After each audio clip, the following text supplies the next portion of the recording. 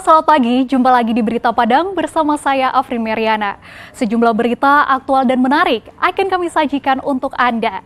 Berikut 3 berita utama pagi ini.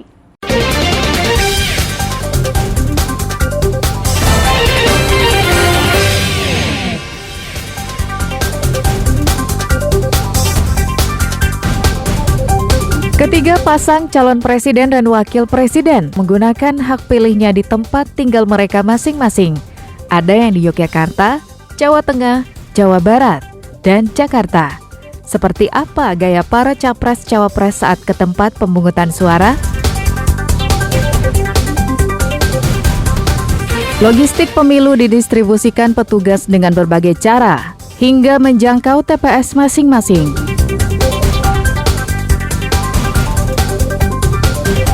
Sambut pesta rakyat dengan memadukan budaya Minang dan India, dilaksanakan warga di TPS 006, Kelurahan Dadok Tunggul Hitam.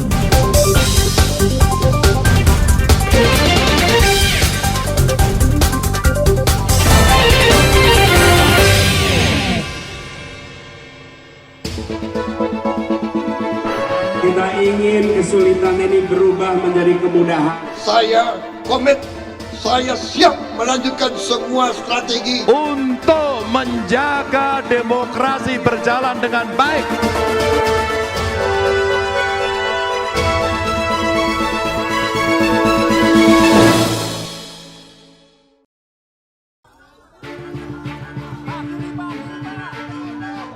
Di hari pencoblosan, 3 pasang calon presiden dan calon wakil presiden menggunakan hak suara di masing-masing tempat tinggalnya.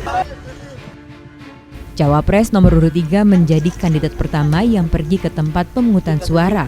Mahfud MD didampingi istri dan anak-anaknya berjalan kaki ke TPS 106 Maguwo Harjo, Depok Sleman, Daerah Istimewa Yogyakarta.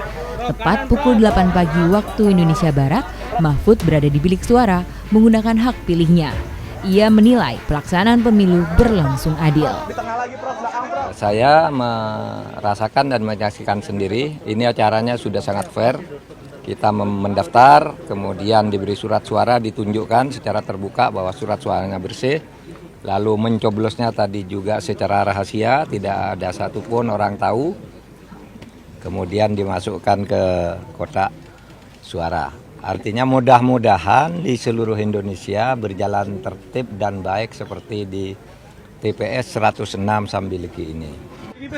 Di waktu nyaris bersamaan, calon wakil presiden nomor urut 1 Muhaimin Iskandar juga menggunakan hak suaranya di TPS 23 Kemang, Jakarta. Meski di bawah rintikan hujan, Caimin berjalan kaki ke TPS bersama istri dan anak-anaknya. Saat di pos tinta, Caimin mencelupkan jari telunjuk seperti simbol dukungan tangan pasangan nomor urut 1 saat masa berkampanye. kecurangan itu sudah diawasi oleh banyak pihak. Tentu benar-benar akan terus kita monitor. Yang ketiga, saya ingatkan kepada seluruh penyelenggara, baik itu aparat, KPU, masyarakat, untuk betul-betul menguatkan pemilu ini supaya tidak ada kecurangan. Kalau terjadi kecurangan, pemerintahan siapapun yang menang itu tidak akan memiliki kemampuan untuk membangun. Pasti akan banyak masalah. Lalu pada pukul 8:30 pagi waktu Indonesia Barat, calon presiden nomor urut 1 pergi ke TPS 60 Kelurahan Cilandak, Jakarta. Sama seperti Caimin, Anies Baswedan berjalan kaki ke TPS bersama istri, kedua anaknya, ibu dan menantu. Memimik wakilnya, Anies bersama istri dan anaknya pun mencelupkan jari telunjuk ke tinta sebagai tanda sudah menggunakan hak suaranya. Pemilu berjalan lancar sampai dengan penghitungan tuntas nanti. Dan di antara sekarang sampai penghitungan tuntas, kita semua sabar untuk menunggu, sabar untuk menanti hasil. Saya tadi garis bawahi, kita menginginkan pemilu yang jujur dan adil agar menghasilkan pemilu damai. Damai itu hasil dari jujur dan adil.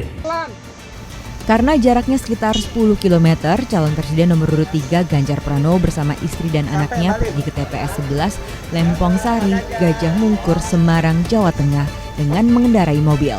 Setibanya di TPS, Ganjar didampingi kader PDIP yang juga Wali Kota Semarang serta Ketua Tim Pemenangan Nasional. Ganjar berharap hasil terbaik dalam pemilu tahun ini. Ya, dari tahapan ke tahapan berikutnya predictable gitu ya. Artinya ya pasti akan sampai pada saatnya seperti hari ini. Sehingga ini proses dari satu tahapan ke tahapan yang kita tuntaskan saja. Ya, insya Allah semuanya lancar. Istri saya, anak saya lihat semuanya tenang gitu ya. Kalau bahasa orang tua kita, mereka semua semeleh. Ikhlas, lillahi ta'ala kita serahkan pada yang kuasa karena ikhtiarnya sudah dilakukan, tinggal doanya dan kepercayaan masyarakat saja. Tepat pukul 9 pagi waktu Indonesia Barat, calon presiden nomor urut 2 menggunakan hak suaranya di TPS 33 Bojongkoneng, Hambalang, Kabupaten Bogor, Jawa Barat. Sama seperti Ganjar, Prabowo naik mobil ke TPS.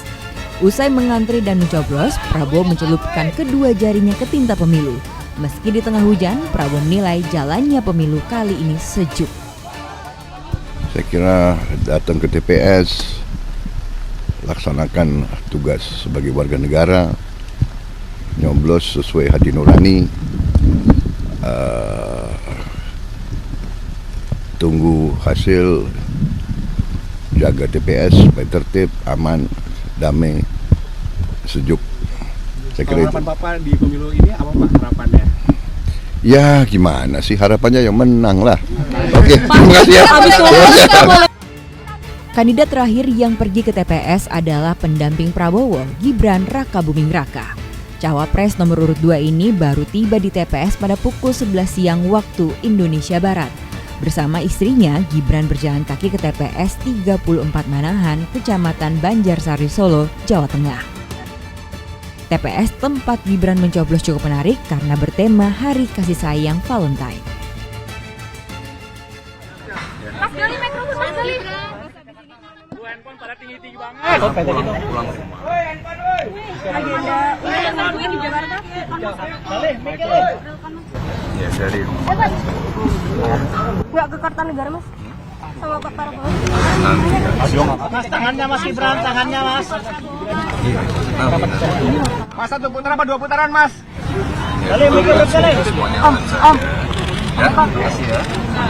Usai menggunakan hak pilihnya di TPS, setiap paslon berangkat ke posko pemenangan yang ada di Jakarta. Mereka kini menanti hasil resmi dari KPU yang akan diumumkan pada 25 Maret mendatang. Tim Liputan melaporkan.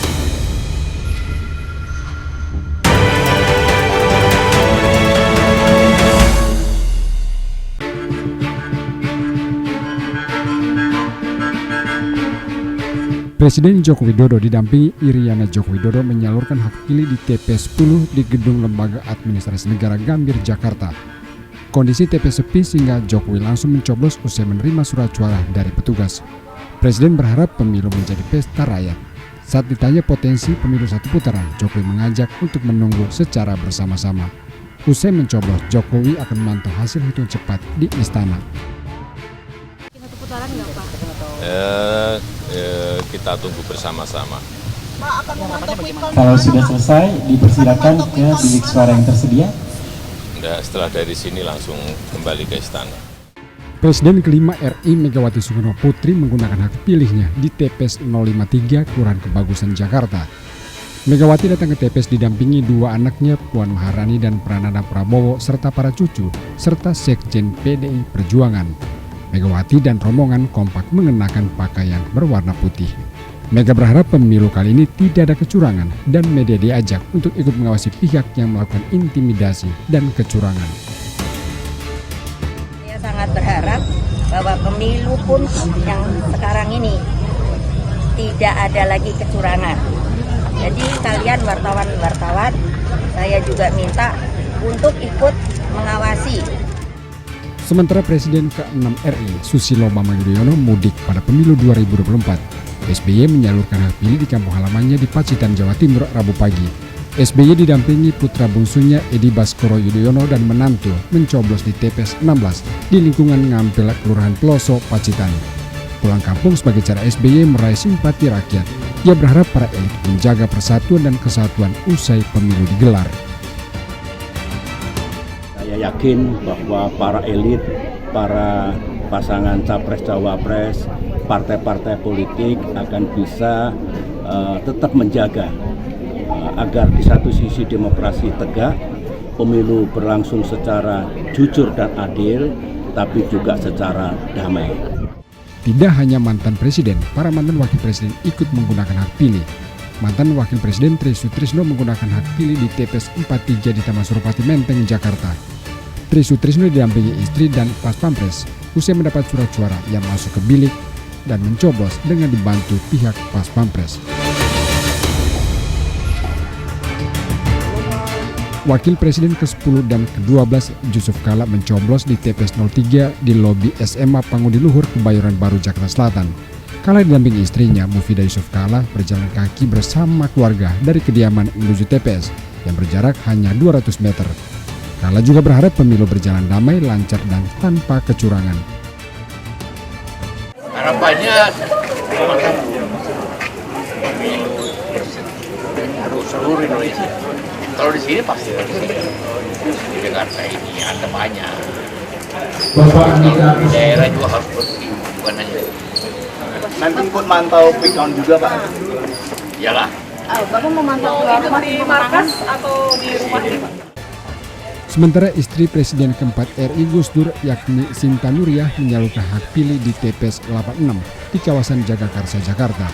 Ia juga berharap pemilu kali ini bisa melahirkan pemimpin yang amanah dan memikirkan rakyat.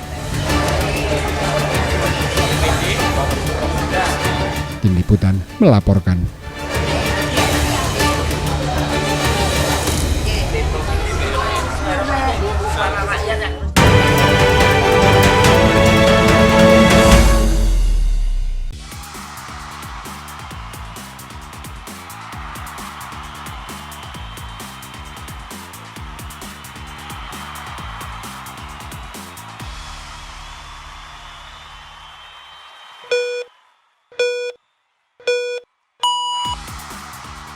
Hitung cepat yang dilakukan SCTV, Indosiar, Grup MTech bekerjasama dengan 3 lembaga survei yaitu Saiful Mujani Research and Consulting, SMRC, Carta Politika, dan Indikator Politik menunjukkan pemenang Pilpres 2024 versi hitung cepat adalah pasangan Prabowo Gibran.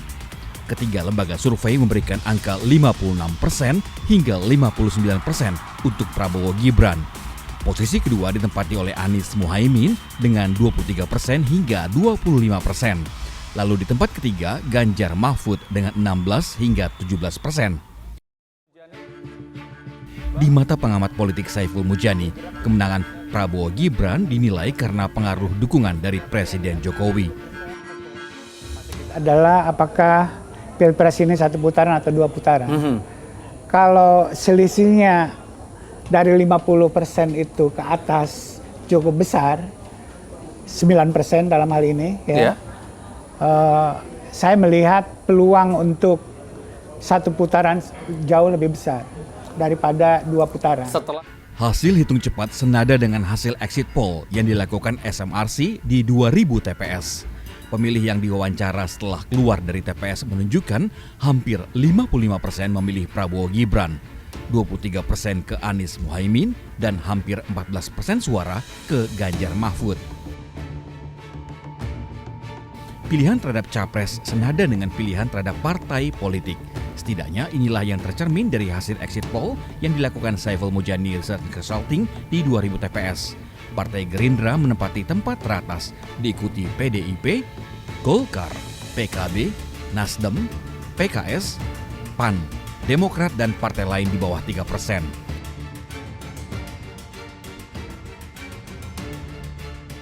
Terhadap hasil pemilu yang telah didapatkan dalam exit poll menunjukkan 90% pemilih menyatakan pemilu yang dilaksanakan telah memenuhi asas jujur dan adil.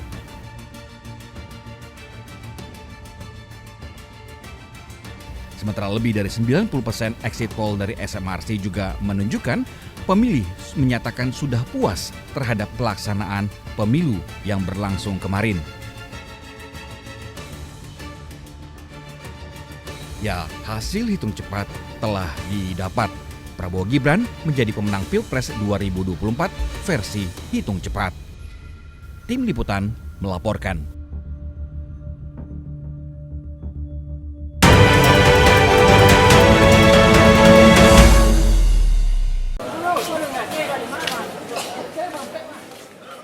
Sebanyak 856 orang dari 893 warga binaan menyalurkan hak demokrasinya dengan mencoblos di TPS khusus di dalam Lapas Padang pada Rabu pagi.